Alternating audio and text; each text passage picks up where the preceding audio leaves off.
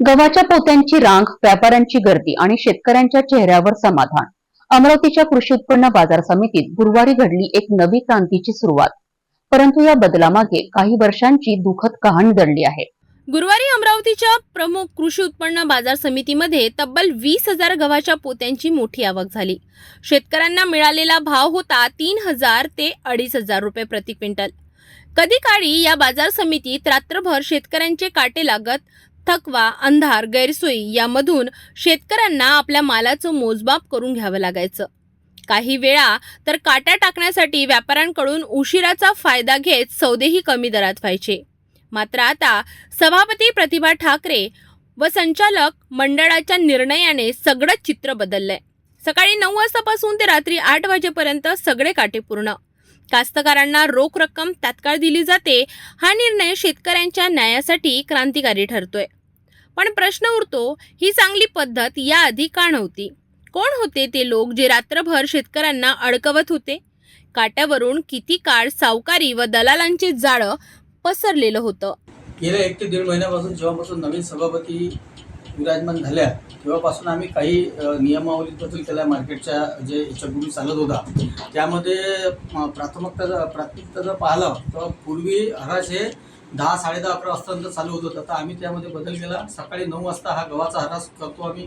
त्यानंतर 11 वाजता सोयाबीनचा आणि त्याच्यानंतर 1 ते 1.5-2च्या दरम्यान चना आणि तूर असं आम्ही ते ठरवलेला वेळ. त्याच्यामुळे काय फरक पडला की जो शेतकरी वर्ग होता ज्यांना तासनतास ताळकडत बसायला लागत होतं उन्हापानामध्ये, तो वेळ वाचत आहे. आणि 9 वाजता जसे आमचा हरास होते आणि तो रोटेशन पद्धत नव्हते. आज या आठवड्यातून झाला तर दुसऱ्या आठवड्यातून म्हणजे सर्वांना समान न्याय मिळते. आणि पूर्वी असं होतं की जिथून होतं तिथून चालू होत होता. त्यामुळे काही लोक तिथपर्यंत व्यापारीच पोहोचत नव्हते. त्यामुळे याच्यामध्ये शेतकऱ्याचाही फायदा झाला, अडत्याचाही फायदा झाला, व्यापाऱ्याचाही फायदा झाला. आणि त्याचे नेमके जे त्याचे चांगले परिणाम असे आहेत की सर्व शेतकरी आपले 4 वाजेपर्यंत सर्व माल मोजमाप करून आपली पट्टी करून आपल्या घरी जातात आहे. त्यामुळे निश्चितच आमच्या मार्केटमध्ये घेतलेल्या निर्णयाचं शेतकरी वर्गात आम्ही आणि सर्वच वर्गातून स्वागत होतं. हर हप्त्यापेक्षा यावर्षी या हप्त्यात जरा चांगलीच आवक आहे गव्हाची. आणि आमच्या महालक्ष्मी पळावर 3,000 रुपयापासून तर 2,600-2,700 रुपयापर्यंत चांगल्या पद्धतीचा गहू विकला गेला. आणि मिल क्वालिटी 2,480 रुपयापर्यंत विकला गेला.